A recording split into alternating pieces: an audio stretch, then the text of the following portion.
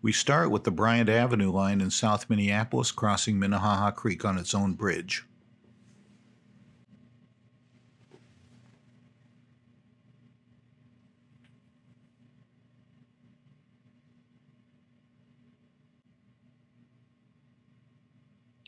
In order to reduce the width of the bridge, the two tracks overlapped. This is what they call gauntlet track.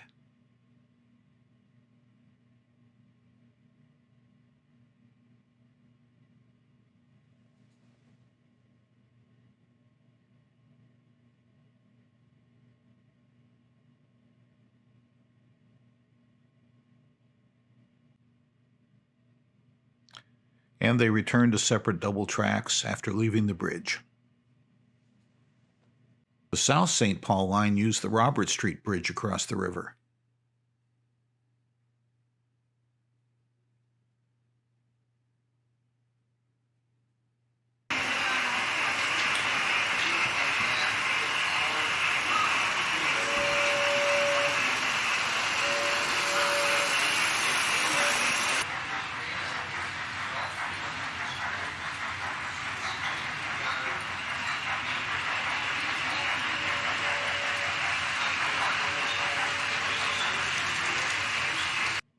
Next, we'll follow the Minnehaha line from downtown Minneapolis out to Fort St.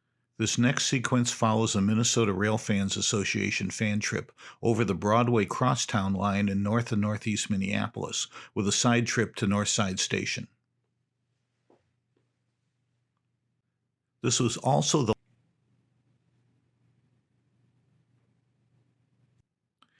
and a side trip into the yard at Northside Station.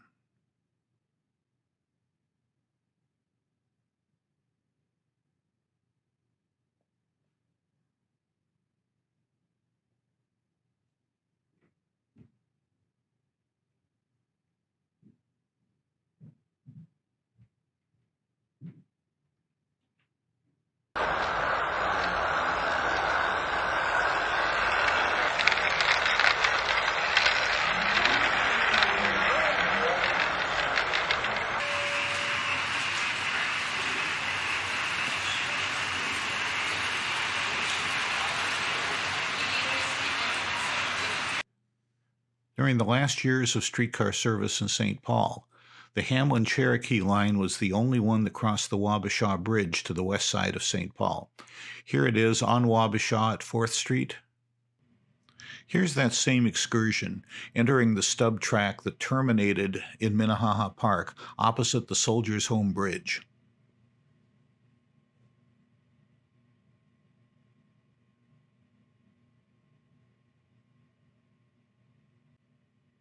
The stub was a remnant of the original line to Fort Snelling, which was later bypassed. Here you see a streetcar passing the Minnehaha Depot. Note the original center overhead wire poles, replaced everywhere else by poles on the side of the road. Leaving Minneapolis, the line entered the reservation of Fort Snelling.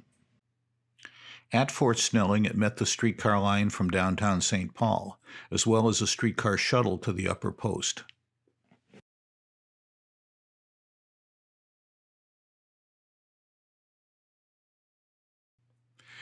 This is Henry Street in North St. Paul, and this was the meeting point for cars in the later years.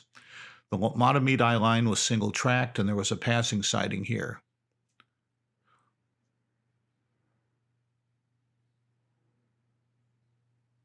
A South St. Paul car approaches the end of the line at the Inver Grove city limits. The motorman on the excursion was Ed Nelson, a huge streetcar fan and one of the original historians of Twin City Rapid Transit, and here we see him running the car up Nicollet Avenue.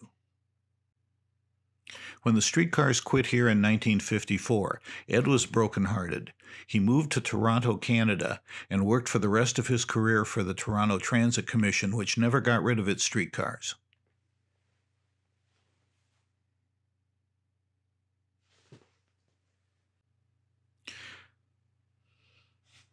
This excursion covered a number of lines. In this case, we're headed out Glenwood Avenue. You can see downtown in the distance.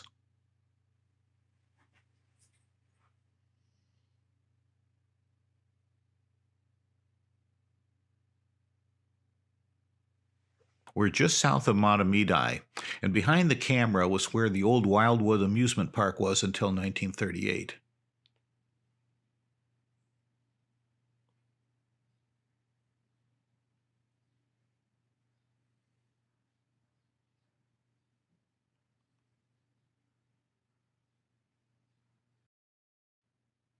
This is the end of the line in Matamidi, with a railfan trip coming out of the Y and the regular service car backing in.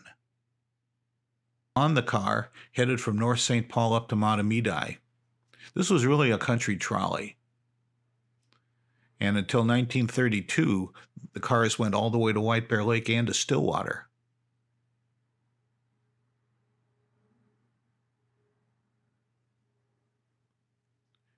This is just south of Wildwood and Willarney. This area is now a bike trail.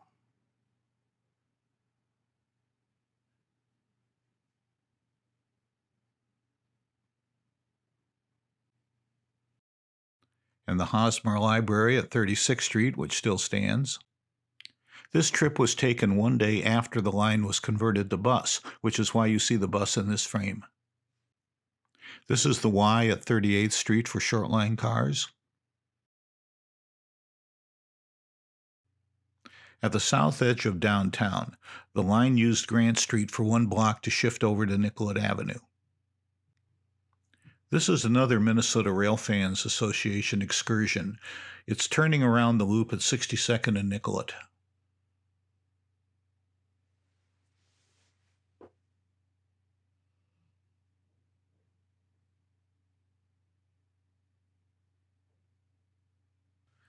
The Glenwood Avenue line ended at Glenwood Park, which is now called Theodore Wirth Park.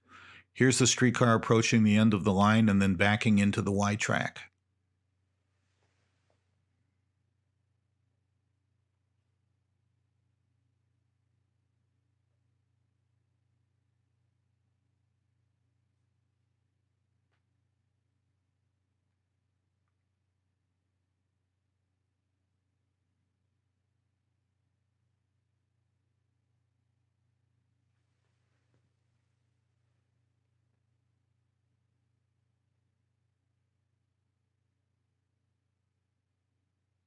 The Glenwood Avenue line was paired with 4th Avenue South in downtown Minneapolis, and here the car is on 4th Avenue, turning next to the Minneapolis Auditorium to head south.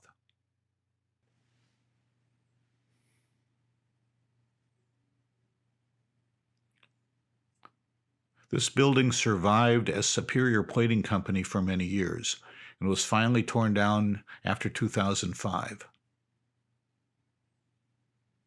It was the last of the car houses in service.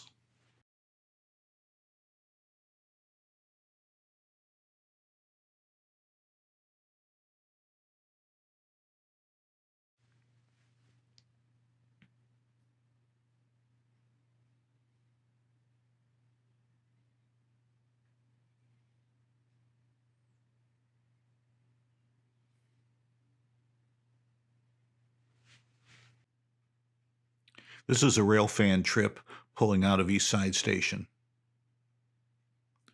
They liked to use the gate cars that ran on the intercampus line. They were the last gate cars in operation on the system.